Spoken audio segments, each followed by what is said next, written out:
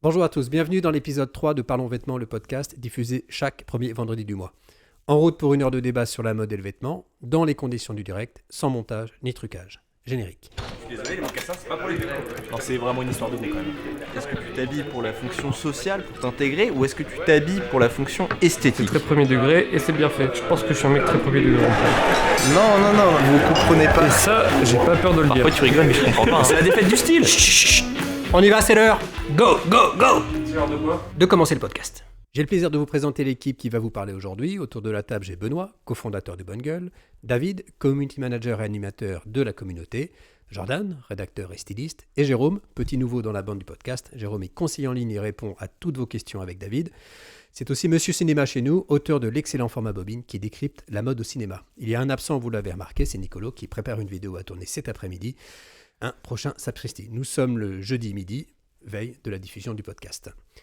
Avant d'entrer dans le vif du sujet, je vais apporter quelques réponses à quelques questions. Olivier nous a demandé dans le sillage de notre sujet sur comment s'habiller et rester stylé quand il pleut, s'il existait des pantalons en ventile. La réponse est oui, on en a trouvé quelques-uns chez Snowpeak, Sastra Tundra, Purdey, P-U-R-D-E-Y, Iltrick. Ils sont assez chers, mais ça existe évidemment. Et pour prolonger le sujet, David a fait un article il y a quelques jours, quelques semaines, sur toutes les solutions pour garder la tête au sec quand il pleut. On y parle de capuche, de bonnet, de casquette, de chapeau de pluie et même de parapluie. Autre question de Corentin qui demande si on pourrait faire un numéro de podcast dédié aux gants. Alors probablement pas, parce que le sujet ne justifie pas un épisode entier. Je crains que ce ne soit un peu court. Mais en revanche, oui, nous en parlons prochainement dès que l'hiver arrivera et que les températures chuteront. En attendant, on a pas mal d'articles sur le site, notamment une sélection de gants faite l'an dernier par l'ensemble de l'équipe et je pense que ça peut donner des idées. Autre sujet, on en a parlé la fois dernière lors du dernier podcast, la folie des sneakers Lidl, vendu 12,99 € en Belgique et revendu à des prix astronomiques. La bonne nouvelle pour ceux qui aiment, la marque a annoncé leur commercialisation le 14 novembre prochain en France, donc dans quelques jours. Il y aura aussi un t-shirt et des claquettes. La marque a annoncé des quantités très limitées. Ça a quand même un goût de buzz organisé, de marketing bien orchestré, cette histoire.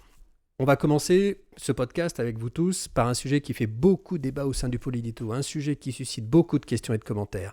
Certains sont omnubilés par ça, obsédés par ce sujet. Ils ne pensent qu'à ça et ne cherchent que ça.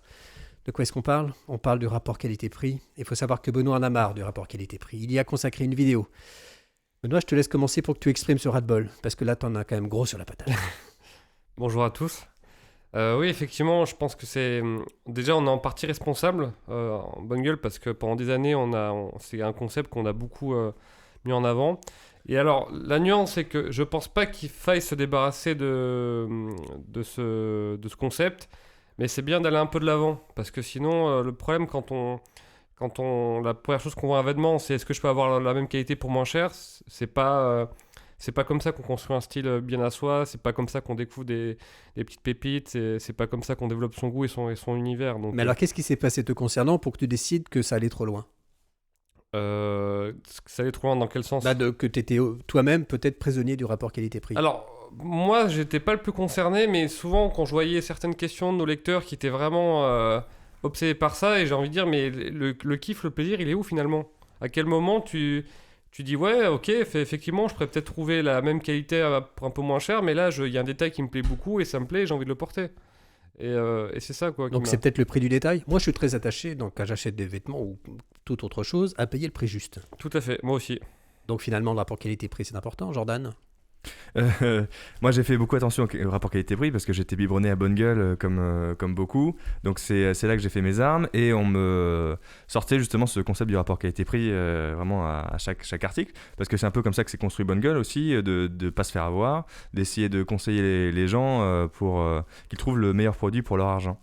Donc forcément au début quand j'ai construit ma garde-robe, j'ai raisonné avec en tête ce concept du rapport qualité-prix. Mais c'est vrai que je l'ai abandonné assez vite en fait. Quand on commence à avoir pas mal de vêtements, on l'abandonne ce concept-là. Enfin, il y a toujours une partie de notre cerveau qui, quand même, ça peut être une alerte qui est quelque part comme ça. On se donne des limites, mais qui sont plus celles du rapport qualité-prix et qui sont celles de la qualité tout court. Je pense qu'il y a une limite basse en dessous de laquelle on peut pas passer. Donc je parle de qualité du coup. Et après, c'est le grand frisson, le X-Factor, ok, est attaché Benoît, qui nous anime. Donc moi, je suis complètement maintenant plutôt dans ce versant-là de me dire quelle fringue me fait vraiment plaisir à porter. Mais c'est vraiment ça, c'est la notion de plaisir. Mais encore une fois, avec cette petite limite basse de la qualité, on peut pas justifier non plus, même si le design est superbe, même si on est ému par la forme d'un vêtement, si la qualité ne suit vraiment, vraiment pas, là c'est pas possible, même si on frissonne légèrement. Donc cette notion est quand même toujours intégrée dans tes achats. Elle s'est transformée en fait. Voilà. C'est plus le rapport qualité-prix, mais c'est ce que Ben dit souvent, c'est rapport qualité-prix style, et puis ensuite c'est des sortes de curseurs qu'on ajuste un petit peu, mais certains curseurs peuvent pas aller en dessous d'un certain seuil. David, je te vois opiner du Oui, chef. et je tiens à ajouter par rapport à ce que disait Benoît, c'est que quand on parlait beaucoup du rapport qualité-prix chez Bonne Gueule, c'est à une époque, c'était il y a 5 ans, 7 ans, 8 ans, Oui. où le marché n'était tout simplement pas tel qu'il Ouais. était aujourd'hui. Il y a C'est plein vrai. de marques que vous Ouais. connaissez, que vous consommez sûrement, le pantalon, Ast peut-être, ces marques, elles ont 5 ans, 6 ans, Ouais. pas plus. On pouvait se faire avoir facilement avant. Et oui, en Ouais. 2012, en 2011, le milieu de gamme en France, c'était quasiment pas développé. Il y avait la fast fashion et les marques haut de gamme très chères, avec pas forcément un bon rapport qualité-prix, et il n'y avait pas grand-chose entre les deux. Donc ça, c'est la première chose. Donc on peut s'en préoccuper moins parce qu'il est plus répandu, le meilleur rapport qualité-prix. C'est aussi ça. Tout à fait. Et attention, je dis pas qu'il faut abandonner ce concept, hein, mais ça doit pas être le seul critère au bout d'un moment. Et ce que je remarque, c'est que le marché s'est assaini, s'est amélioré. Maintenant, on trouve plus facilement des bons vêtements au bon rapport qualité-prix. Et ce que je constate beaucoup dans les commentaires, c'est les gens qui veulent comparer 4 chemises avec 10 € de différence et dire laquelle est la mieux. Ouais. Et en fait, quand les 4 chemises sont déjà bien, quand elles font déjà partie des marques Oui, c'est qu'on ça. recommande, Voilà. là, ce n'est plus là qu'il faut regarder. Ouais, ouais. C'est plus ça qu'il faut regarder, c'est autre chose. C'est par exemple, quand là je parlais de la chemise, c'est le col, c'est la coupe, c'est le choix. Parce Est-ce que que ça c'est te va, ouais. Ouais, et ces 4 marques-là n'ont pas forcément le même choix. Une marque fera peut-être plus des chemises colorées, une marque fera peut-être plus des chemises sobres. Mm. Et une fois qu'on a trouvé des vêtements qui correspondent à notre budget, qui correspondent à notre besoin, donc dans cet exemple-là, la chemise et plusieurs marques, faut se dire, faut aller un peu plus loin. C'est exactement ce que disaient Jordan et Benoît. Col, coupe, matière, etc. Et qu'est-ce que moi j'ai envie de porter, qu'est-ce que j'aime, Aussi, oui, bien sûr. c'est hyper important. Et je trouve que c'est vraiment important de rester quand même un certain temps, alors je sais pas combien, ça dépend des personnes, mais sur cette notion de rapport qualité-prix. Je pense qu'il faut commencer par ça, Ouais. et il faut commencer à comparer, parce que c'est là que tu apprends ce que c'est que la qualité, c'est justement. Et puis après, une fois que tu l'as bien maîtrisé, ce concept-là, tu peux le dépasser. Mais de toute manière, quand on s'intéresse aux vêtements et qu'on a un petit peu forgé son goût et qu'on va vers des marques de plus en plus pointues, on se rend compte que souvent les designs qui sont l'esthétique des vêtements qui sont réussis, les beaux vêtements sont rarement de mauvaise qualité en fait. Aussi. Donc il y a toujours comme je disais tout à l'heure, il y a toujours cette petite alerte à avoir, mais on se rend compte que c'est rarement le cas. Il y a pas des super vêtements avec des qualités pourries. Enfin, on peut me contredire peut-être, mais justement, je pense que quand on a développé son goût, on sait reconnaître. La qualité fait partie aussi du grand frisson en fait, d'une certaine manière. Jérôme, quel est ton avis? Mais moi, Quand je tu sais pas, regardes. j'ai l'impression que c'est peut-être parce que j'ai baigné dans tout ce qui était les fiches marques du média, etc. Mais j'ai l'impression que j'ai passé l'étape au-dessus du fait de m'attacher au rapport qualité-prix. C'est vrai que moi, j'y porte plus vraiment attention parce que je me focalise beaucoup sur l'univers des marques. C'est quelque chose qui me touche particulièrement et je marche beaucoup au coup de cœur. Donc je pense d'abord à me faire plaisir et puis après je suis quand même assez client de tout ce qui est occasion et c'est vrai que la question du rapport qualité-prix elle est un peu moins importante dans ce cadre-là puisque forcément les prix sont beaucoup plus doux quoi. Est-ce que vous avez souvenir d'une pièce récemment que vous êtes offert qui faisait une concession sur la qualité, sur cette notion de rapport qualité-prix, mais le X-Factor était tel que vous êtes fait plaisir? Vous avez dit, ok, je passe un peu outre, elle est peut-être un peu chère pour la qualité, mais vraiment, elle a un truc en plus. Oui, moi je me suis acheté un mid-layer chez Arc'teryx Leaf, la gamme militaire. Et j'aimais bien, je sais pas comment dire, j'aimais bien l'esprit de cette pièce. J'aimais bien et c'est vrai que je pense qu'une veste avec une isolation synthétique performante, il n'y en a pas que chez Arc'teryx. D'accord. Jordan, est-ce qu'il y a quelque chose récemment que tu te serais acheté ou il y a un peu plus longtemps? David, pendant ce temps, tu peux réfléchir. Ouais, je vais réfléchir pour l'instant. Moi. Je vais vas-y, intervenir. Super. J'ai acheté une polaire. Ouh.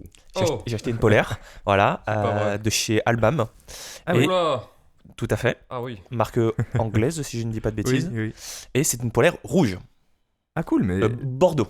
attends, tu viens de l'acheter là parce que je l'ai pas vu. Non, je l'ai Ça passe acheté. pas inaperçu ça. Je l'ai acheté pendant le confinement et j'ai pas encore eu l'occasion de la mettre. mais 100% polyester. Et c'est ça justement, c'est qu'elle est en 100% polyester et qu'elle Mais ne c'est- respire pas très Et bien. pourquoi tu l'as acheté? C'est la hype. Parce que je l'ai trouvé cool je et balance. en fait ce qui se passe c'est que donc je l'ai acheté, je l'ai essayé et en fait elle m'allait bien et j'ai beaucoup aimé les détails. Donc il y a notamment un double zip, un col qui se remonte qu'on peut porter autour du cou. Il y a des poches avec des boutons pression et j'aime beaucoup les boutons pression. J'adore Ah, ça. donc t'as acheté des boutons pression. J'ai acheté des boutons pression. C'est son grand frisson à lui, il Polaire, faut c'est pas juger. fait pour respirer. Hein. Et non, mais justement, c'est que c'est pas un vêtement avec un bon rapport qualité-prix. Ce que je veux dire, c'est qu'avec cette somme-là que j'ai investi, j'aurais pu acheter un pull thermorégulant, j'aurais pu acheter Combien coûtait cette pièce? environ 100 euros. Et sans manche avec des manches. Avec des manches. Avec le- des manches. Mais 100 vraiment, euros, là, c'est pas. Enfin, c'est Et- cher, mais. Le grand frisson. Ouais, Je m'attendais à plus. Et pour le. Il y avait une petite promo quand même, mais Ah c'est oui. quand même 100 euros. C'était un peu plus cher quand Oui, même. parce que t'es une petite fouine, toi, sur les e-shops quand même. Tout à fait. Faut le C'est le dire. roi des promos. hein. Et là, pour le coup, c'est pas. Quand j'achète ça, je me dis pas, oui, c'est le meilleur rapport qualité-prix, c'est une polaire. Et même des polaires, on peut en trouver ailleurs pour moins cher. Et Mais bien là, plus j'ai- cher aussi. Hein. Et beaucoup plus cher aussi. Mais là, voilà. Donc voilà. Pour moi, c'est un bon exemple Et pour toi, répondre à ta Jérôme, question. est-ce que récemment, ou il y a quelques temps, tu t'es fait plaisir avec une pièce pour laquelle tu savais que le rapport qualité-prix n'était peut-être pas au top, mais il est OK. Cet été, alors je sais pas, maintenant avec le recul, je regrette un petit peu, mais oui, j'ai acheté des chemisettes de chez Studio. De chez quoi Chez Studio. Chez Studio. CHE. Et Chez. Ah oui. ouais, Ouais, j'aimais je connais beaucoup j'aimais beaucoup le design, je trouvais qu'il était très sympa, etc. Après coup, une fois que j'ai reçu les pièces, je me suis rendu compte que c'était fabriqué au Vietnam, etc. Et pour le coup, j'aurais pu trouver probablement mieux chez Percival, par exemple. Ouais, quand l'ivresse de Pour le même l'été c'est terminé, la gueule de bois t'a frappé et ensuite Exactement. tu t'es Ouais. réveillé quoi. Jordan? Non, j'ai beau chercher, j'ai sondé mon inconscient, j'ai vas sondé trouver, tu mes vas souvenirs trouver. et je crois pas. Si, tu vas trouver. Ouais, mais alors à la fin de ce podcast, peut-être reposez-moi la question. Je croise les doigts, j'espère qu'ils auront oublié et on verra. Bon, rendez-vous tout à l'heure pour voir, pour avoir le verdict. On va enchaîner avec un autre sujet. Peut-être que tu vas, j'espère, avoir des éléments de réponse. Vous souvenez-vous de ce que vous portiez il y a 5 ans comme vêtement? Y a-t-il un vêtement pour lequel vous vous demandez comment j'ai pu porter ce truc? Peut-être une polaire rouge, par exemple, dans 5 ans, David. Ou au contraire, une pièce qui vous accompagne depuis et dont vous vous sépareriez pour rien au monde, jamais au grand jamais. Est-ce que vous avez adopté de nouvelles couleurs au cours des 5 dernières années, de nouvelles coupes, de nouvelles matières? On fait le point avec vous sur un quinquennat de style. Benoît, il y a 5 ans, il était comment ton style? Est-ce qu'il y a des choses nouvelles? Alors en 2015, ça faisait un an qu'on avait lancé notre marque. Donc j'avais un style assez, comment dire, assez parisien finalement. Je portais beaucoup de blazers, beaucoup de chemises dans le pantalon, beaucoup de jeans aussi. Il y a des pièces, hein, tu vois, la chemise en chambray, bonne gueule, je la porte toujours, quasiment même une fois par semaine. Pareil pour certaines de nos mailles, etc. Pareil pour nos blazers. Donc ces pièces-là, je les ai gardées, je les aime tout autant. Mais c'est vrai que j'ai un vestiaire que je pense qu'il s'est un peu plus décontracté. Il y a eu un tout petit peu de techwear aussi. Mais ouais, j'ai varié un peu les matières. J'aime beaucoup la outerwear en fait, les pièces d'extérieur. Donc mis à part nos manteaux à nous, j'ai beaucoup porté mon Perfecto Balmain que j'aime beaucoup. Mon petit bomber Nance Project, ma veste acronyme aussi que j'aime beaucoup. Enfin mes deux vestes acronymes. Et ouais, donc c'est un style qui s'est un peu plus ouvert, je dirais. D'accord, mais qui a bien évolué en 5 ans. Franchement, pas plus que ça, parce que les vêtements que j'ai dans ma garde-robe, finalement, ils ont quasiment tous 5 ans, quoi, tu vois. Est-ce qu'il y en a un dont tu te séparerais? Ouais, Tu je te pense. dis, je peux plus porter ça. Non, pas à ce point-là. Pour moi, 5 ans, c'est court, hein. C'est T'as pas un manteau en fourrure de lapin que j'ai vendu. que tu ne portais plus parce qu'on Oui. on a fait un vestiaire chez toi il y a quelque temps, il y a un peu plus d'un an. Tout Et à tu fait. l'avais, tu n'osais pas le porter, tu n'assumais plus de le porter. Ouais, tout à fait. Et t'as assumé de le vendre. Par contre, effectivement, en 5 ans, ouais, j'ai une conscience environnementale qui a beaucoup évolué. Ouais, aujourd'hui, je pourrais plus porter de fourrure ou de duvet. Ça, c'est clair et net. Mais j'ai encore des vêtements. Il me reste ma vieille Canada Goose de quand j'habitais à Montréal il y a 10 ans. Mais ouais, non. Et que tu mets? Bah, il fait pas assez froid. D'accord, mais Ah s'il bon. faisait froid? S'il faisait froid, bah ouais, ça me rappellerait des petits souvenirs. Mais D'accord. maintenant qu'elle est achetée, tu vois, c'est bête de. C'est bête de. Enfin, je vais pas la jeter, ça serait, pour le coup, ça serait vraiment du gaspillage. Bah, tu la revends. Et puis tu nous invites au resto dès que c'est rouvert. Je suis toujours J'aime attaché à cette Canada Goose. On peut se faire un bon resto, je pense. Voilà. Il y a moyen. Mais ouais, On non, sera raisonnable. effectivement, ouais, là, sur le côté environnemental, ça s'est beaucoup renforcé. Et si ça se trouve, dans 5 ans, il y aura quasiment plus de cuir chez Bonne Gueule, plus de. Enfin, on sait pas, mais ouais, vraiment, il y a ce côté. On en reparlera bientôt peut-être. Ouais. David, toi pour le coup, ça a beaucoup bougé parce que quand tu es arrivé chez nous, tu as fait un papier sur le média pour raconter l'évolution de ton style. Donc dis-nous parce qu'il a beaucoup bougé. Tout à fait. Alors, je vais d'abord commencer par répondre à la question de la pièce dont je me séparais pas, parce que je vais oublier sinon. C'est mes Red Wing. Alors, je les ai depuis 2016, donc ça fait pas exactement 5 ans, mais C'est de la triche. la triche. Donc voilà, je les traîne Jordan, hiver. n'oublie pas que tu dois réfléchir à quelque chose. Oui. Ah ouais, Non, n'oublie pas. Fais ton malin, là, Je pense mais- que je vais botter en touche encore. C'est ma meilleure arme jusque-là. Voilà, je les traîne chaque hiver. En fait, dès qu'il fait froid, dès qu'il pleut, je suis content. J'appelle ça un temps à Red Wing. Faut savoir que David aime le froid. Hein. Oui, et j'aime quand il pleut, etc. Comme Et moi. Voilà, comme Benoît. Voilà, donc ça c'est la première chose. Après, par rapport à mon style, ouais, ça a pas mal évolué. En fait, je pense que mes pièces formelles sont devenues plus décontractées et mes pièces décontractées sont devenues un peu plus formelles. C'est-à-dire qu'il y a quelques années, je me souviens, j'avais un manteau croisé sous supply, un peu structuré aux épaules, avec des beaux revers, avec une belle matière, un manteau plutôt habillé. Et aujourd'hui, j'ai un autre manteau croisé, mais c'est un de bonne facture, avec des épaules raglantes beaucoup plus fluides, beaucoup plus souples. Et ce sont deux manteaux croisés en laine, mais c'est pas exactement la même vibe et c'est pas exactement le même style. Donc ça, c'est l'exemple du manteau. Et un autre exemple, ce serait les pantalons. Il y a 4-5 ans, j'avais des chinos basiques, hein, des chinos comme vous en trouvez partout. Et maintenant, par exemple, j'ai un chino de la marque Benevento, qui est un chino habillé, avec une ceinture habillée, des pattes de serrage et des pinces à l'avant. Et c'est pour ça que ces deux styles-là ont un peu convergé pour moi. Et voilà, donc c'est pour ça que je suis dans une vision casual chic, on peut appeler ça comme ça, casual chic, mais où tout s'imbrique plus facilement. Il y a moins ça. Et juste une dernière chose, c'est au niveau des couleurs. Je porte beaucoup des tons. Je commence à beaucoup porter les tons de marron, de beige, de camel, de chocolat, de taupe. Je porte beaucoup de couleurs comme ça en ce moment. Et voilà. Ce que je ne faisais du coup pas beaucoup ou beaucoup moins il y a quelques années. Il y a quelque temps, tu nous as parlé d'une tenue en déclinaison de rouge bordeaux. Oui, tout à fait. Ah oui, Tu c'est me vrai. Oui. Alors ça, c'était il y a 5 ans pour le coup. Ça, c'était 2015. Et j'avais voulu faire une tenue full bordeaux. Donc j'avais un t-shirt bordeaux, un cardigan que je portais ouvert de couleur bordeaux et un chino, vous l'aurez deviné, bordeaux. Mais par contre, les sneakers, j'avais des sneakers montantes marron. Ah, j'aurais En parié cuir. sur du blanc. Des sneakers. Et donc, en fait, voilà, moi j'étais content. J'avais voulu essayer quelque chose. C'était mon époque Bordeaux. Et alors, donc, je suis arrivé à l'école et je me suis dit, mais qu'est-ce que j'ai fait? Et on peut trouver des photos sur Google Images de cette. Non. Cet Non. début. Et les pièces, je ne l'ai plus, mais je les visualise encore. Je visualise tout à fait la tenue. C'était des sneakers Hummel. Oula. Eh oui. Ah oui. Ah oui. Eh oui. C'était de mémoire un chino Monoprix, un t-shirt Ça veut dire Cos. quoi le ah oui? Bah, non. Et voilà, donc Des connotations. C'est quoi cette marque hein? Bah, moi, c'est une marque que j'apprécie pas spécialement. D'accord. voilà. Et donc voilà, ces vêtements je ne les ai plus, donc je ne pourrais plus reproduire cette tenue, mais voilà, c'est une petite anecdote. D'il y a 5 ans pour le coup. Il reste que le souvenir cuisant de cette tenue. Oui. Et la douleur est encore là. Et toi, Jérôme, as-tu des souvenirs douloureux? Plus ou moins. Bah, enfin, disons que moi, j'ai aucun. On parle de vêtements. Hein. Ouais, ouais. J'ai aucun vêtement qui date de plus de 5 ans, en fait. Mais Moi, qu'est-ce qui a j'ai- changé donc, du coup dans ta façon de t'habiller? La découverte de Bonne Gueule, ça a été.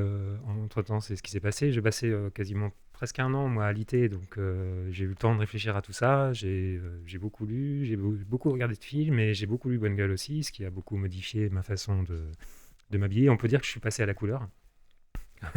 Avant, j'étais plutôt noir et blanc, marine, etc. Et donc là, maintenant, bah, comme vous pouvez le voir, là, maintenant, je mets du camel, plein de couleurs différentes.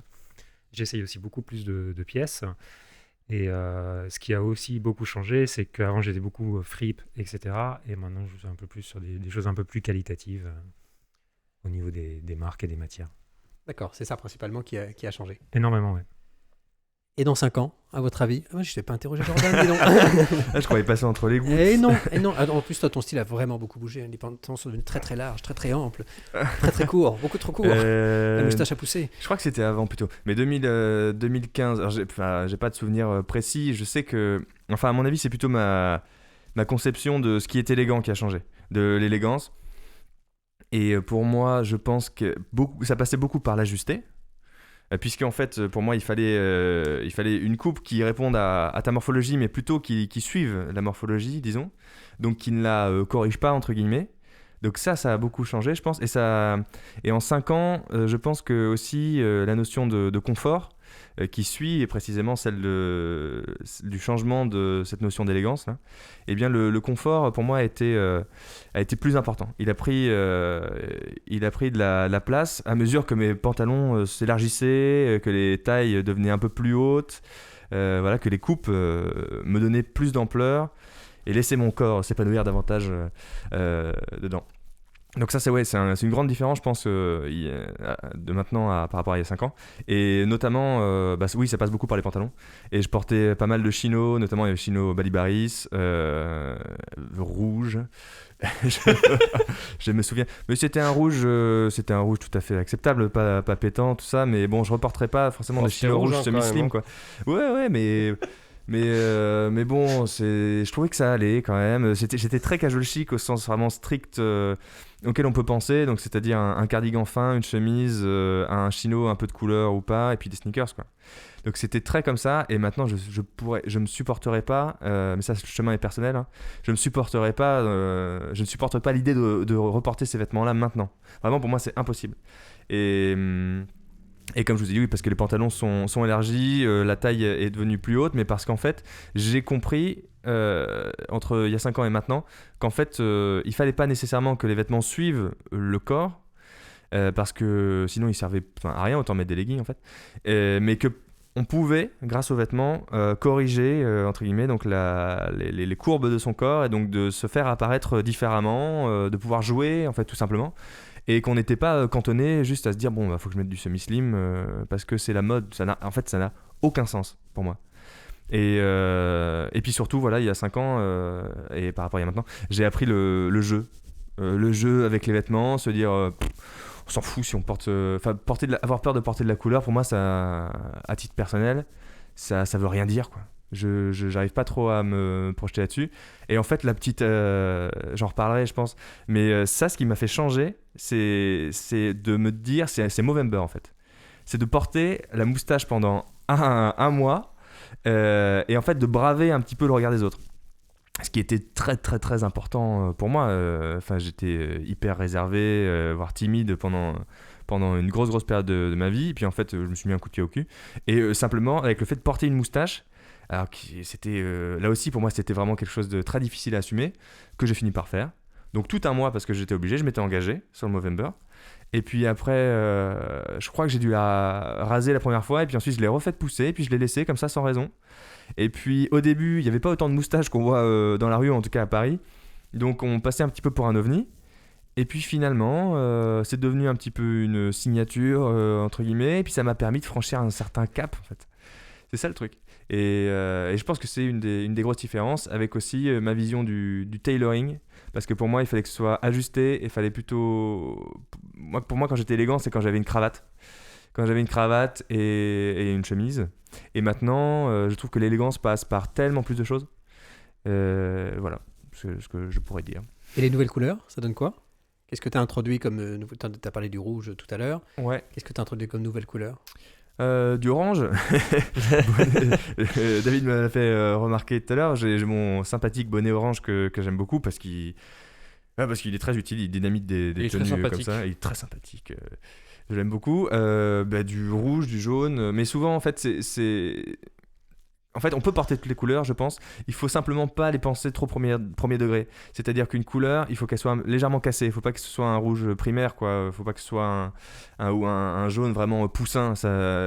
Faut qu'il y ait de la nuance, parce que en atteignant cette subtilité-là, on va on va faire entrer en résonance des couleurs entre elles, beaucoup plus que sur des couleurs qui sont vraiment tranchées. Il n'y a pas tellement de pont visuel entre des couleurs qui sont très tranchées chacune. Donc faut vraiment faut apporter de la nuance, mais on peut quand même porter des couleurs vives, mais tant qu'elles sont un petit peu nuancées, et comme ça on fait des silhouettes qui sont cohérentes et qui ont une richesse. Voilà. Jérôme, dans 5 ans, ta garde-robe ressemblera à quoi selon toi ? Où est-ce que tu auras envie d'aller ? Là aujourd'hui j'ai envie de plus d'aventure, plus d'expérience. plus de nouveautés. Donc c'est vers là où je vais aller, je pense. D'accord, mais l'aventure, ça veut dire quoi du coup? Essayer plus de choses. En fait, moi, comme je suis on peut parler d'une espèce de remise à zéro complète à un niveau stylistique. En fait, là, j'ai envie d'essayer plein de trucs. En fait, ce que j'aurais dû faire quand j'étais adolescent. Alors, je te pose la question, qu'est-ce que tu as envie d'essayer? Salopette. La salopette, pourquoi Rose. pas. Le streetwear, j'ai jamais tenté. Tout ce qui Tous est... les champs sont ouverts. Complètement, ouais. Bon, et ben on va consacrer un numéro spécial à ton prochain vestiaire. Ah ouais, même le techwear. Même le techwear, même le militaire, alors que pourtant je suis anti-militariste, mais je me dis pourquoi pas. D'accord, intéressant. On en reparlera. David, dans 5 ans? Pas facile de se projeter, mais la première chose qui me vient à l'esprit, c'est le tailoring. Je ne possède aucun costume à l'heure actuelle. Bouh. Voilà, j'en ai possédé, mais Nul. je n'en ai pas. Donc voilà, il y a bien un moment, il va falloir, d'ici 1 an, 2 ans, il y aura un costume, 2 costumes, des beaux costumes. Après, moi, mon style il s'articule beaucoup autour du casual, chic et un petit peu militaire. Et en fait, j'ai envie d'aller plus loin dans ces styles. Workwear. Un petit peu de Du workwear. militaire. Ah, je dis workwear. Ah, ok. C'est ce que je voulais dire. Bien sûr. Et du coup, je pense que j'ai envie de monter en gamme, voir des plus belles choses encore. Pour donner un exemple, là récemment, je suis tombé sur des pièces de chez Kamoshita. Ah, C'est bon. incroyable, mais c'est très très très très cher. Ouais. Mais peut-être que j'aurai l'occasion, voilà, encore une fois, d'ici 3 ans, d'ici 4 ans, de me payer une pièce ou 2, soyons fous, de chez Kamoshita. Et donc pour le coup, style plutôt casual chic. Et donc dans l'autre sens, workwear. Alors moi j'aime bien Brut, donc voilà aussi. Donc vous connaissez probablement Brut Clothing. Je passe souvent sur leur shop. Je vais pas assez souvent dans leur boutique, ce que je devrais faire, mais je trouve pas vraiment le temps. Et en plus là c'est pas vraiment le moment. Mais typiquement, je pense que si je commence à traîner un peu plus régulièrement là-bas, je vais me retrouver avec 1, 2, 3 et puis 4 autres pièces encore. Donc dans cet esprit militaire un petit peu, workwear aussi. D'accord, donc il y a quand même deux chemins. Ouais, il y a 2 chemins, mais qui se Parallèle. complètent. Pour moi, j'arrive à intégrer toutes ces pièces-là dans mes styles de manière. D'accord, d'où vient cette envie d'aller vers du tailoring, des costumes, des beaux costumes? En fait, c'est parce que j'ai toujours bien aimé le costume. Même, je crois que c'est même un des styles que j'ai bien aimé dès que j'ai commencé à m'intéresser aux vêtements en 2011-2012. Quand j'ai commencé à m'intéresser aux vêtements, j'avais en tête les hommes qui portaient des beaux costumes. Oui, ça fait rêver. Moi, Oui, je te suis bien sûr. désolé, je te coupe. C'est un peu pour moi comme le techwear, un petit peu, où on va essayer de chercher une certaine puissance face aux éléments. Et Tout à le fait. costume, on parle de power suit en fait. Et le costume, c'est vraiment un petit peu l'image de l'homme avec du charisme, contre lequel, enfin voilà, qui traverse les époques, les éléments, sans que rien ne lui arrive. Donc je comprends David et je le rejoins. Et en fait, c'est ça, c'est que moi, le problème que j'ai avec les costumes, c'est veste et pantalon. C'est que souvent, quand une veste me va, le pantalon qui ne me va pas. Et quand je trouve un pantalon qui me va, la veste, elle me va pas, ou elle est pas disponible, ou ça. Demi-mesure. Donc, demi-mesure, tout à fait. Donc, c'est pas du tout exclu que je me fasse un costume en demi-mesure un jour pour pallier à ce problème. Benoît, dans 5 ans, il y aura plus de techwear dans ton vestiaire? Peut-être un peu, mais je pense que. Enfin, je suis assez généraliste en termes de goût et je pense qu'effectivement, il y aura un petit peu de tout, mais un petit peu plus loin. Voilà. Donc, Précise. mais c'est vrai que Kamoshita, moi j'aime bien et je me verrais bien si je retourne au Mais Japon. quels sont les styles? Toi, t'aimes bien les pantalons assez ajustés, par exemple? Est-ce que Ouais, tu ah, si, imagines j'aimerais bien faire de la taille haute parce que Jordan il m'a convaincu. Est-ce qu'il y a de nouvelles couleurs que tu as envie de tester Couleur, non, moi en couleur j'ai pas des goûts très exotiques, tu vois. Peut-être, enfin, tu vois, peut-être des tons pastels, ce genre de choses, j'en ai déjà un petit peu, mais ça va rester dans les clous. Par contre, en termes de style, ouais, pousser un peu plus de techwear, un peu plus de décontracté, un peu plus de tailleur aussi. Et toi, Ouais. tu as peu de costumes, tu en mets peu. Est-ce que tu auras envie d'en mettre plus? Bah, dans les faits, je dis que oui, mais le problème c'est que je le fais pas Tu le parce fais que, pas. parce que tu peux pas porter de sac à dos qu'un un costume, mais On en parlera juste après. On a un sujet sac à dos. mais ouais, D'accord. effectivement. Et tu préfères pouvoir porter un sac à dos qu'un costume? Franchement, en ce moment, en tout cas, j'ai plus de grands frissons avec mon sac à dos D'accord. qu'avec. Savoir que costume. Benoît vit une histoire d'amour avec un sac à dos. Exactement. Jordan, dans 5 ans? Dans 5 ans, je pense que bien sûr, je serai full Vieux. techwear. Bah, ça fait plaisir. Je t'aiderai, t'inquiète pas. Le rendez-vous vrai. est pris. Alors non, c'était une boutade pour Benoît. Mais il y aura peut-être, c'est pas exclu qu'il y ait un petit peu de techwear, enfin du techwear timide. Mais notamment, moi j'ai mon Norwegian Rain, Ouais. le Rain Show là, qui Le Rain Show, est pour. Enfin, je sais pas si c'est du techwear au sens strict. Enfin, en tout cas, c'est pour contrer la pluie et c'est une matière technique avec une membrane. Donc oui, je pense que c'est du techwear. Peut-être qu'il y aura d'autres pièces comme ça, mais surtout, oui, peut-être plus de vintage. Je trouve que c'est important d'acheter en seconde main et il y a tellement de choses. On n'a pas besoin de surproduire des vêtements à foison. On a déjà beaucoup de choses à exploiter. À Après, et puis il y a aussi bien sûr tout ce que certaines marques font d'upcycling, donc d'aller chercher des vêtements qui existent pour les transformer en autre chose, ou d'aller chercher des stocks, des dead stocks, des stocks de tissus qu'on n'a jamais utilisés pour en faire quelque chose. Ça, toutes ces initiatives-là, je compte les encourager en achetant. Voilà. C'est vrai que moi aussi, le tailoring, je pense que je vais y revenir aussi parce que c'est vrai que c'est assez statutaire. Enfin, c'est pas parce que c'est statutaire, mais c'est parce que ça dégage quelque chose et que j'aime assez l'idée de parfois prendre dans mon vestiaire vraiment la veste et le pantalon qui vont ensemble. Comme ça, je sais que je me prends pas la tête parce qu'on passe vraiment des. Enfin, moi, je sais que je peux passer parfois et même prendre la tête pour tout simplement faire une nouvelle tenue. Enfin, le matin, je sais pas si je porte la même tenue 2 fois. Enfin, ça fait longtemps que j'ai pas porté la même tenue 2 fois, mais vraiment. Mais enfin, c'est naze en fait. Enfin, je dis pas ça. C'est une prise de tête qui est souvent inutile. Et du coup, là, j'essaie de me construire un petit peu des tenues qui soient que je puisse remettre. Et le tailoring est une bonne option pour ça. Et voilà, j'ai plein de projets dans ce sens-là. Donc vintage, tailoring, et puis toujours garder une base casual, un petit peu style que j'aime bien, heavy, preppy, et toujours rester dans des coupes un petit peu amples. Très bien, je vous donne rendez-vous dans 5 ans, et on mettra des photos, ça donnera des idées.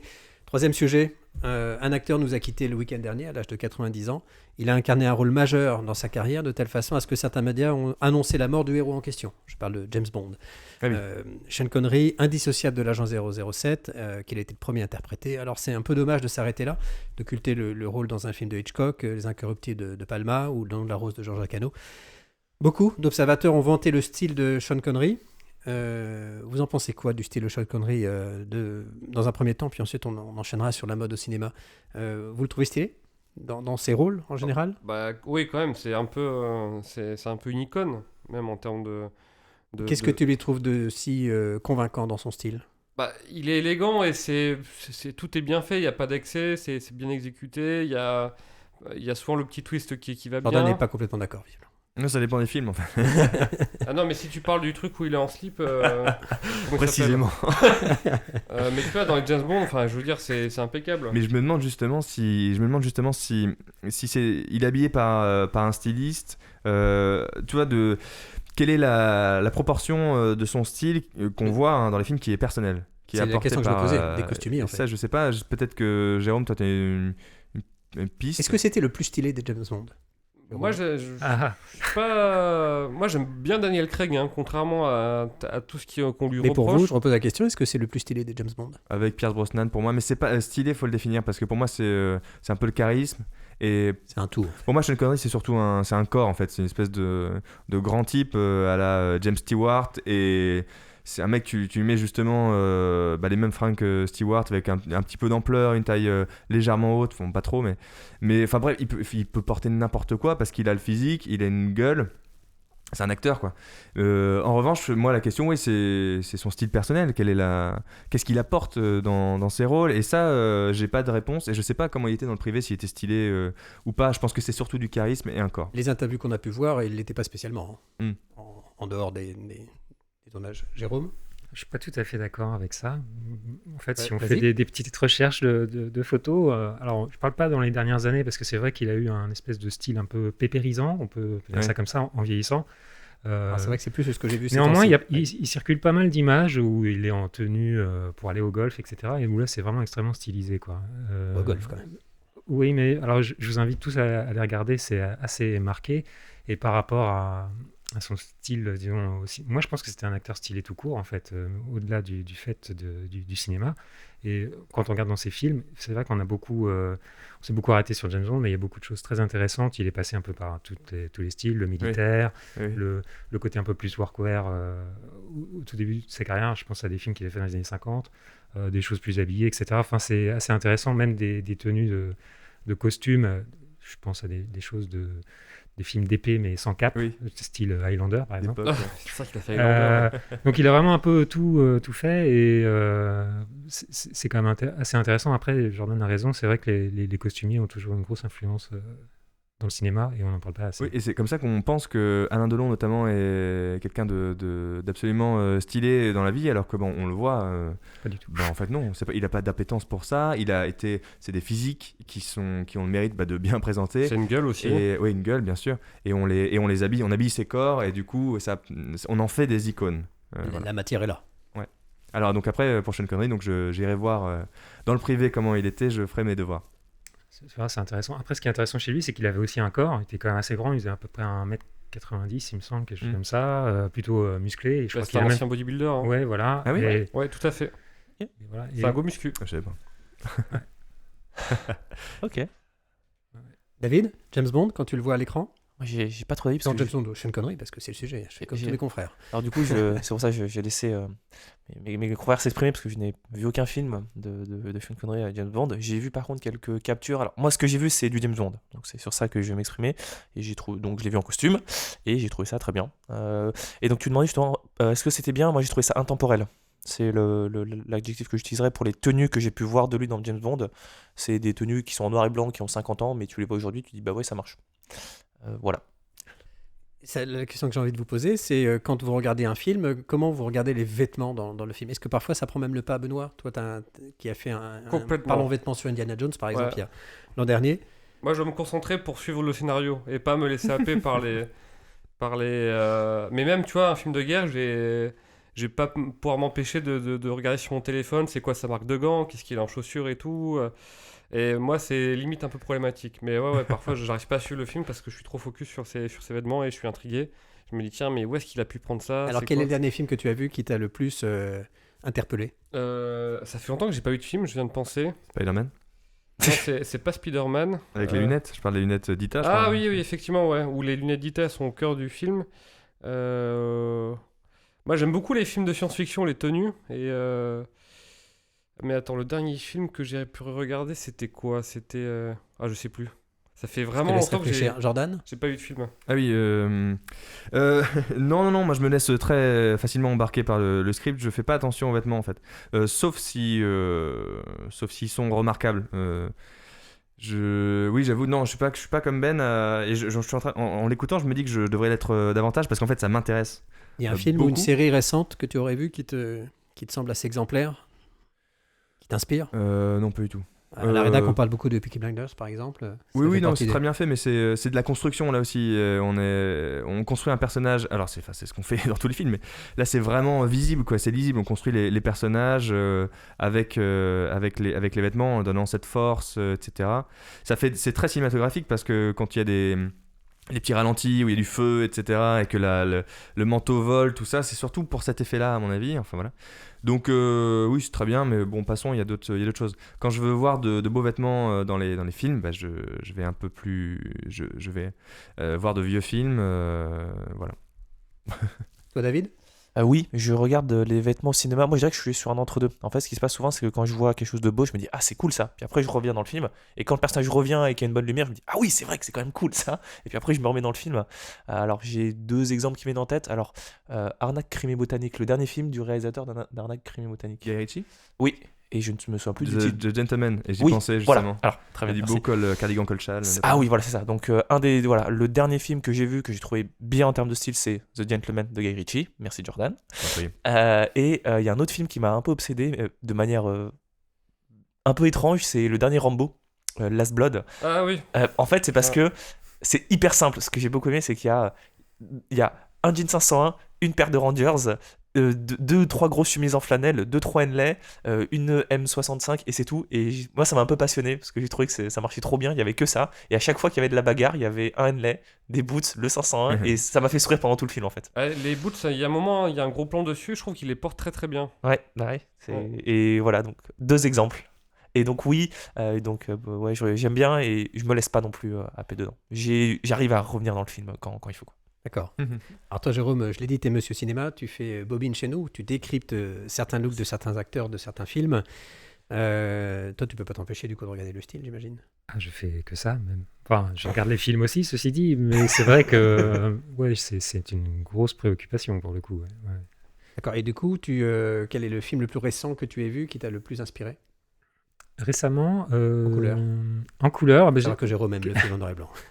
Un film que j'ai vu dans le cadre d'un ciné-club, un film français donc, qui est pas spécialement récent, il est de 2006, mais qui s'appelle Changement d'adresse, c'est un film français, et qui était vraiment très intéressant, avec un costume en velours de couleur olive et un très beau col roulé bien moelleux, je crois qu'il était limite Bordeaux, quelque chose comme ça, et c'est ce qui m'a d'ailleurs donné l'idée d'un sujet sur lequel je travaille actuellement pour le média. Très bien, et vous pourrez lire lundi prochain, là, vous écoutez ce podcast vendredi, Jérôme prépare un sujet sur Sean Connery et son style au cinéma, donc vous pourrez lire ça, ce sera sur le média bonnegueule.fr. On va terminer par des questions posées à nos auditeurs, non, c'est l'inverse, c'est les questions qui nous ont été posées par vous internautes, à David et à Jérôme. La première d'entre elles, c'est le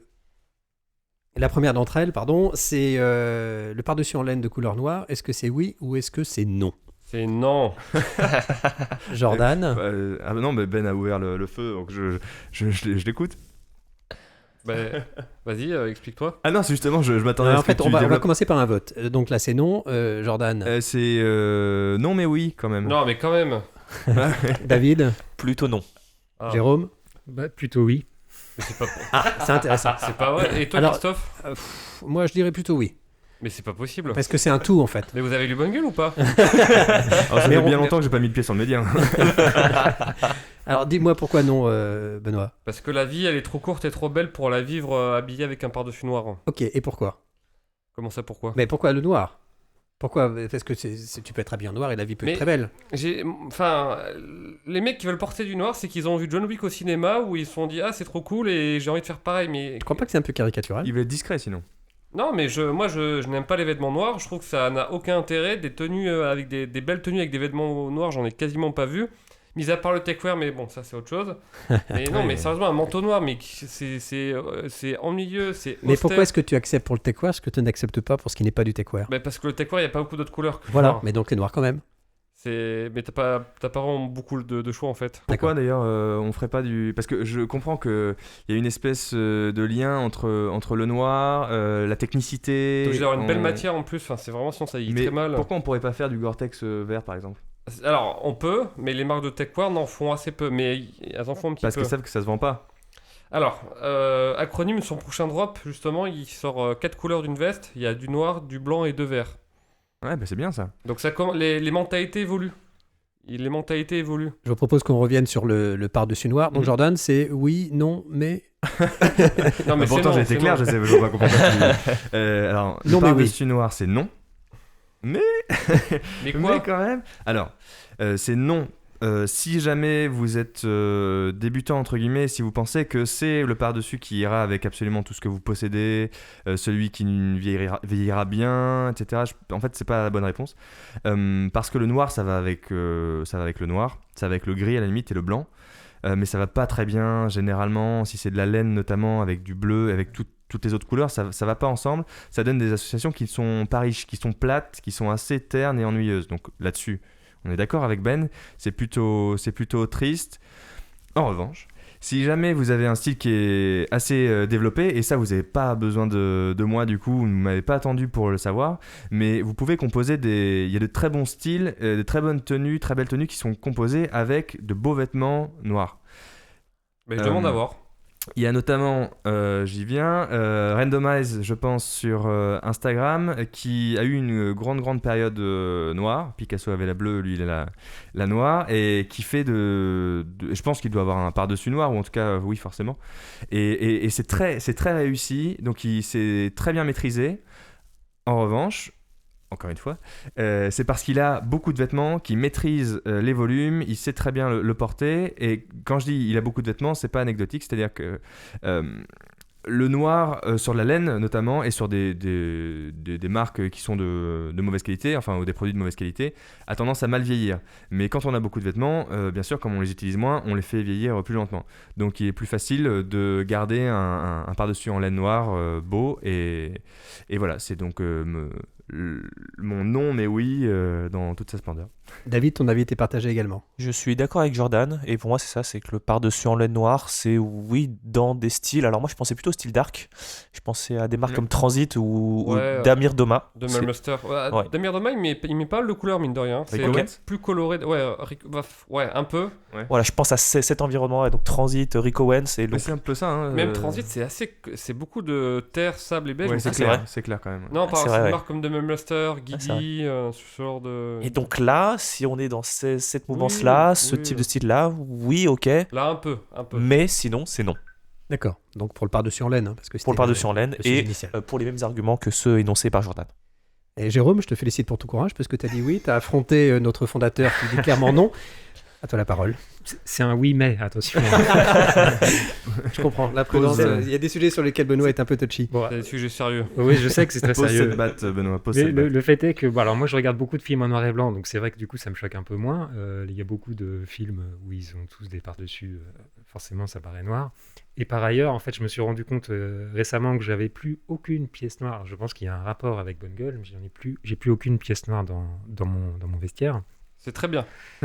Oui, Félicitations. mais du coup, ça me pose question et je me dis, enfin, moi, j'ai pas envie d'être fermé à des couleurs ou, enfin, je reste toujours dans une espèce d'ouverture d'esprit et je me dis, mais comment est-ce qu'on peut réinvestir cette couleur? Et du coup, c'est pour ça que je dis oui, mais parce que je pense qu'on peut quand même faire quelque chose. Et dans ce sens-là, je rejoins plutôt Jordan. Peut-être pas sur leur manteau du coup. Il y a d'autres vêtements sur lesquels on peut explorer du noir. Ah ouais, c'est sûr que la chemise noire. Non. Eh Oh, ben, faut ça- Alors moi j'ai un manteau noir que j'avais acheté avant d'arriver chez Bonne Gueule, qui est dans le placard, un beau manteau que j'aime bien, Voilà. et que je n'ai jamais remis depuis. Et les chemises noires, j'en ai jamais eu. Et tu as très bien fait. De ne plus le mettre? Oui. Pourtant, je l'aime bien, il a une très belle matière. en tout cas, tu mens bien, Christophe. Le sujet des chemises noires. Un autre sujet, Ça- c'est ma part ça va passer. d'ombre. On enchaîne avec le noir toujours. Les derbies noirs, c'est oui ou c'est non? Oh là là. Oh là là, Benoît, je suis désolé, c'est un Oui. calvaire. Non, mais non. Triple oui. Non. Oui. Non. Non. D'ailleurs, qu'est-ce que j'ai, loin enfin, j'ai Chelsea Blundstone noir. Alors dis-moi pourquoi oui, David. Benoît. Alors moi, Ne- c'est Jordan. moi, c'est Jean-Louis. Pourquoi? Alors en fait, ça c'est un truc qui a changé par rapport à il y a 5 ans justement, si tu posais la question tout à l'heure. L'utilité dans mon vestiaire de derby noir. En fait, je sais pas, c'est juste l'évolution de mon style qui a permis, à un moment, c'était une réponse en fait à qu'est-ce que je mets comme chaussures. Parce que parfois, on a besoin de contraster vraiment très fort avec un pantalon qui peut être blanc par exemple, pour équilibrer une tenue qui... Enfin, bon, c'est hypothétique, donc pour équilibrer une tenue. Ou sinon, on a besoin justement que les pieds se voient un petit peu moins. Donc je trouve que là, le noir est très bien. Et en fait, comme c'est une non-couleur, enfin parfois on a besoin de faire le choix de la non-couleur. Parce que soit on en a trop mis ailleurs, ou pour des raisons que je sais pas, de subtilité de Donc ça peut certaines calmer une choses. tenue en fait. Soit ouais, ça calme, ou alors oui, parfois on a besoin d'un élément mais qui soit neutre. Voilà, donc c'est pour ça. Et en revanche, j'insiste sur quelque chose, c'est que pour moi, je la conçois bien cirée. Enfin, le derby, je pense qu'il faut qu'il soit bien entretenu. Il faut que le cuir soit beau. Un beau derby. Ouais, parce que comme les manteaux en laine noirs qui vieillissent assez mal dans le temps, qui se ternissent, le noir sur les chaussures, c'est un peu pareil pour d'autres raisons. Mais il faut bien l'entretenir, il faut le faire briller. Et là c'est très beau. Récemment, justement, sur Vinted, je me suis acheté une paire de J.M. Weston. Bon, j'aime pas trop acheter d'occasion les chaussures parce que la semelle est un peu déformée à la démarche du porteur, etc. Mais bon, des Weston, c'est la première fois que j'en ai, elles étaient pas chères et donc là, pour moi, c'est un grand frisson, la chaussure noire, c'est la demi-chasse. Ah oui. Il faut que j'apporte chez le Mais cordonnier. prends la marron. J'en ai plein des derbies. En fait, voilà, c'est ça. C'est aussi que c'est comme de la même manière que le par-dessus en laine noire, c'est que quand on arrive à avoir. C'est une passion, t'as beaucoup de fringues, et ben faut aussi trouver d'autres chemins sur ton. Prends-la en cours de vanne. Oui, alors ça, je vais le faire, tu vois, mais avant ça, il y a le noir quand même. Prends-la en bleu. Mais en fait. Toi, c'est toi ta propre compréhension de ton style que tu plaques, même si, je rappelle, tu portes pas mal de noir avec le quoi. Et moi, c'est la mienne que je plaque aussi, parce que je me suis rendu compte que je portais beaucoup en fait de derby noir sans me forcer, quoi. Donc pour moi, c'est vraiment utile. Et c'est dommage. David et Ça Jérôme, n'engage que toi. vous qui répondez beaucoup aux questions des internautes, si je vous pose demain la question du derby noir, Vous me dites oui ou vous me dites non? Moi, ça me choque pas plus que ça. Non, mais vous dites non quand même. Non, ça me choque pas plus que ça, notamment parce que le soulier noir, c'est Il va classique arrêter- en fait. Il va arrêter de vous payer si vous dites, oui. Je trouve que le soulier noir, c'est plutôt classique. Alors après, on peut dire que donc, c'est ce que Jordan pense, que le derby, c'est plutôt un soulier décontracté Voilà. et que le Richelieu, c'est un soulier formel. Alors moi, à titre personnel, ça me choque moins. Je pense notamment que si on a un pied large et qu'on porte le costume et qu'on n'est pas confortable dans un Richelieu, on peut aller sur un derby. Moi, je trouve ça acceptable. Voilà. Et comme disait Jordan, pour moi, c'est une question de forme, de qualité de cuir et de démarche de style. Mais pour moi, si c'est des souliers donc dans un bon cuir, avec une forme adaptée à notre pied, donc si on a le pied fin et qu'on porte le costume, autant prendre un Richelieu. Voilà. Et donc si elles sont de bonne qualité, dans une bonne forme et avec une raison d'être, pour moi, oui. Jérôme? Le marron, c'est clairement plus polyvalent, mais après, je vais Oui. pas me tirer une balle dans le pied. Et je pense que vous avez dû voir mon inventaire récemment. J'ai 2 paires de Jérôme chaussures a fait noires. l'inventaire de son placard à chaussures, c'est sur le média, et vous allez voir tout ce qui compose tout ce qu'il met au pied. Donc j'ai des derbies noirs et Shug et des mocassins noirs Eh, aussi, mocassins de la noirs même marque. sur ma liste. Voilà. Et je suis fan de Oh Pierre là là. Richard aussi. Alors moi j'ai des derbies noirs que je ne mets pas, un manteau noir que je ne mets pas, je vais tout mettre demain Benoît juste pour voir ta réaction. Je pense qu'il faut que tu consultes avec le noir, il y a un vrai Je sujet. t'ouvrirai pas la porte du bureau. Et d'ailleurs, il s'est pas exprimé plus en détail, je crois. Oh Le regard qui est noir. Oui, pour le coup, voilà, le regard. Non, noir, mais pareil, t'as tellement de belles couleurs de chaussures, mais qu'est-ce que. Mais en fait, la réflexion de Benoît, elle est sur le noir, sur les chaussures comme elle est sur le par-dessus en laine et sur le noir en général, exception faite du techwear, effectivement. On saura pas pourquoi. Et la réponse de Benoît, c'est que le techwear, il n'a pas d'autre choix, c'est ce qu'il a dit. Donc, Mais surtout en plus, les chaussures en or, quand ça vieillit mal, c'est affreux. mais c'est Jordan l'a horrible. dit, à la condition que ça vieillisse bien. Bien Qu'elles sont entretenu, bien entretenues, je t'assure que c'est très très beau et ça. Ouais, voilà, bien entretenu, c'est magnifique. Hein. Au même titre que des derbies noirs et marron. Moi, mes Weston vieillissent très bien. Encore heureux, j'ai envie de dire. Et d'ailleurs, je tiens à préciser que moi, je suis pas spécialement contre les souliers noirs. Je n'ai pas de chaussures noires. Et j'en ai pas. Et j'ai que du marron, du suédé, du gras, et voilà. Et d'ailleurs, tu évoquais récemment le fait qu'on peut avoir des chaussures avec un grain un peu plus épais, pour Ouais. avoir un peu de noir, j'entends, avec Oui, un peu tout à fait. d'aspérité. Un cuir grainé noir, je trouve ça plutôt sympa, par exemple. Ouais, tout à fait. Benoît, on va arrêter ce calvaire avec le noir. Si je vous pose la question d'un pull à col roulé fin sous un pull à col rond plus épais. Ah oui, non, mais là, pourquoi se compliquer la vie, j'ai envie de répondre. Alors, Non. en fait, je tiens à préciser que c'est une question qu'on nous a posée parce que on commence à. Enfin, je l'ai vu récemment dans des lookbooks de plusieurs marques. Donc, il y a notamment COS et Tricot Paris. Donc, c'est les deux qui me viennent à l'esprit. Où c'est ça. C'est un col roulé fin. Et par-dessus, un col rond, un peu plus épais, un peu plus texturé. Et en fait, je l'ai vu une fois et j'ai fait OK. Puis après, je l'ai revu une deuxième fois et une troisième fois. Je fais quand même. Donc, la question se pose oui ou non, quoi. Bah alors, ça va tenir très très chaud, et c'est pas parce que c'est dans un lookbook qu'il faut le refaire en vrai. Et pourquoi ça te convient pas, Benoît? Pourquoi ça te plaît pas? Je trouve ça un peu. Too much, hein. Ouais, et puis ça doit vraiment tenir très chaud. Oui, mais ça, c'est pas le problème. C'est Non, mais au-delà du confort. Visuellement, je sais pas, je trouve que ça fait c'est comme si on portait deux chemises en même temps. D'accord. Donc, deux chemises en même temps, on fait pas. Bah, tu peux faire si tu veux, mais c'est pas chez Bonne Gueule que tu vas. C'est comme si on mettait une chemise sous un polo, en fait. Et une surchemise et une chemise. Oui. Mais c'est pareil, non? Non. Parce que si jamais. Tu vois, la surchemise, elle est valable sur la chemise parce qu'elle est plus épaisse en laine, bouillie par exemple, et qu'elle a une allure de veste. Et la chemise en dessous, tu mettras quelque chose de plus fin. Bah oui.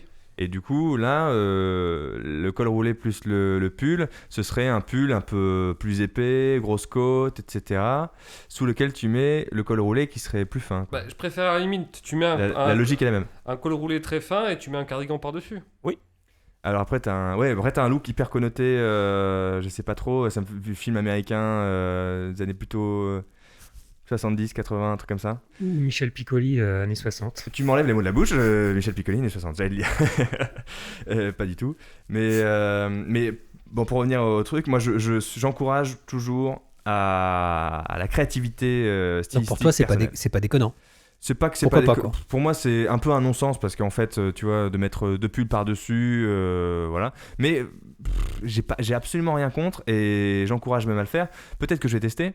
Pour moi faut bien le faire parce que Ce que Jordan dit souvent dans ses panaches, hein, c'est qu'il faut s'amuser avec le vêtement. ouais complètement, oui parce que là aussi je rejoins Ben, finalement on a plein de points communs sur le style qui est que j'ai perdu ce que je voulais dire d'ailleurs. Savoir que Jordan joue avec une agrafe en plastique qu'il vient de casser. Ouais, je vais Voilà, me faire vous très connaîtrez mal. toutes les coulisses. Et bref, pour moi, il y a une manière de le porter. Parce que c'est très facile de se gaufrer avec deux pulls l'un sur l'autre. Et ce serait, comme je l'ai décrit là, il faut prendre un pull qui soit un pull col rond assez ample, grosse côte, un petit peu comme celui qu'on va sortir ce week-end d'ailleurs. Mais oui, plutôt assez ample, peut-être retrousser les manches, vraiment quelque chose d'oversize. Et dessous, on met le petit, presque ce qu'on Presque appelle un un t-shirt. sous-pull quoi. Presque un Mais t-shirt. quelque en chose, fait. oui, en laine mérinos très fin, col roulé très très fin qu'on peut mettre dessous. Et je pense qu'il faut jouer sur les couleurs.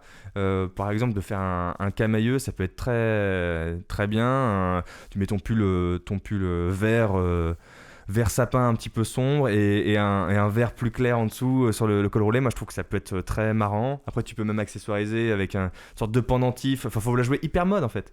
Le pendentif et puis ensuite le pantalon un petit peu large et long sur des sneakers un peu grosses, genre Air Force One et blanche. Voilà. Jérôme, tu le conçois? Non, pas du tout. Je trouve ça. Moi, je n'oserais pas ce type Ah oui, c'est d'association. très très mode quoi. Ça fait un peu peur quand même. Et puis ça fait un peu double Double emploi. emploi. Et je pense que ça doit être très chaud. Donc c'est bien si on est au Canada ou en Suède, par exemple. Mais dans nos petites régions modérées, je pense que c'est. Et David, qu'est-ce que tu as répondu à ce lecteur qui t'a interrogé?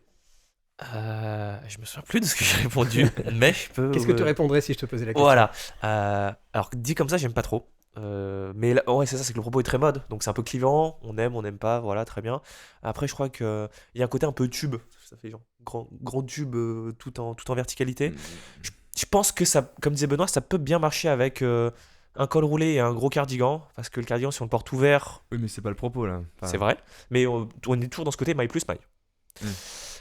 Ceci dit, en fait, il y a une combinaison que je vois avec les vêtements que j'ai envie d'essayer. Je sais pas trop comment ça va le faire. Donc, un col roulé fin et cru avec un pull plutôt jaune moutarde, un peu épais, voilà. Un pull quoi, col rond? Oui, col rond. Un col roulé fin et cru et un col rond un peu plus épais. C'est un orange moutarde dans ces tons-là. Un peu. Ouais. Là, je le vois, mais je vais l'essayer, mais Et pas un, plus. et un pantalon violet. Un pantalon en velours vert. Envoie-moi une photo quand t'as fait ça. Voilà. Mais ouais, comme je dis, Jordan, c'est clivant, c'est très mode.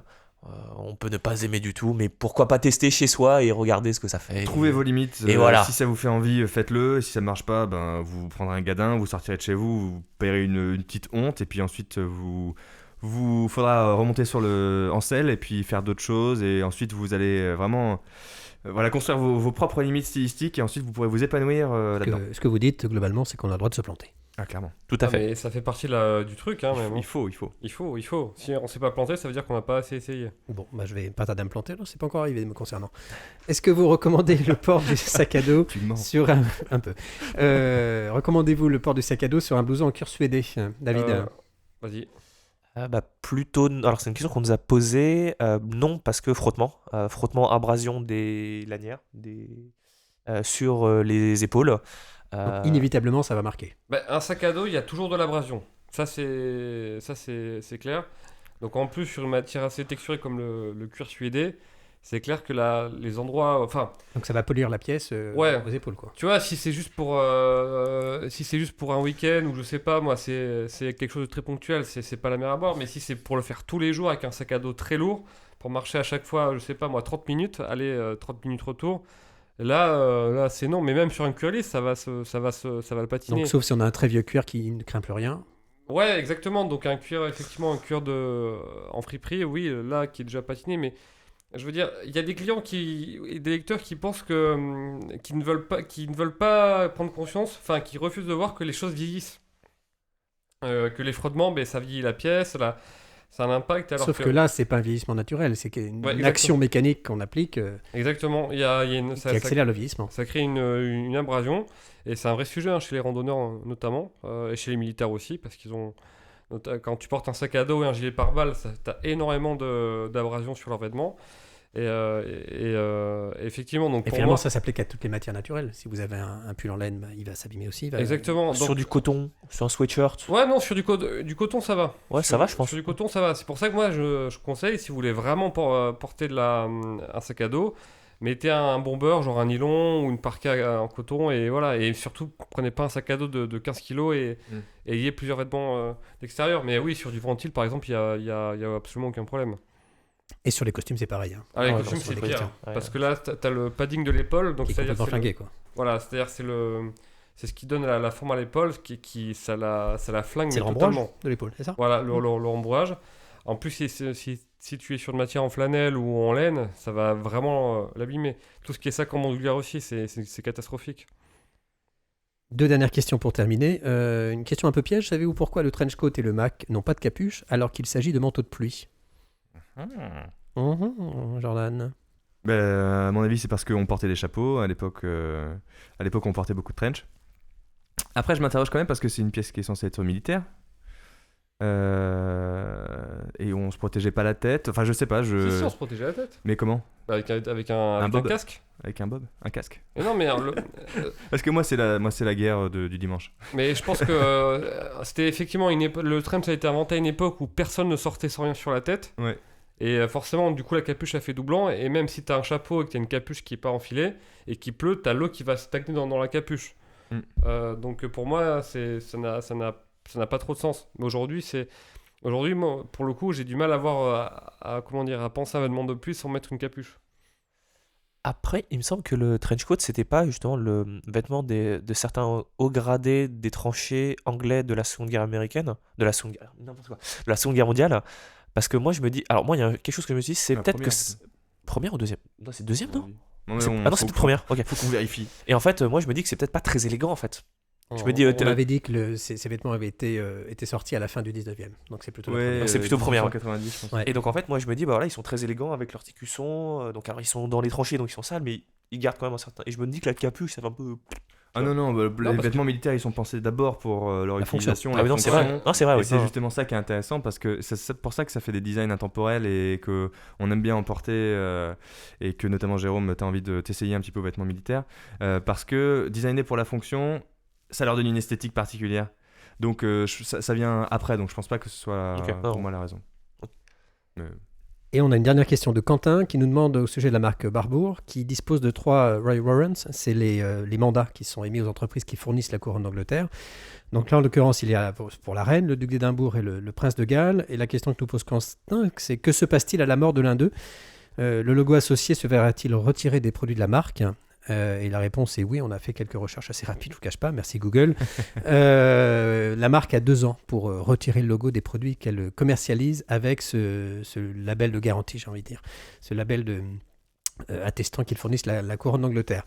Ce podcast est terminé. Je vous remercie pour vos échanges. On Merci à va toi, être vigilant sur le noir, Benoît. Merci. C'est promis. On se donne rendez-vous dans 5 ans pour faire le point sur vos looks.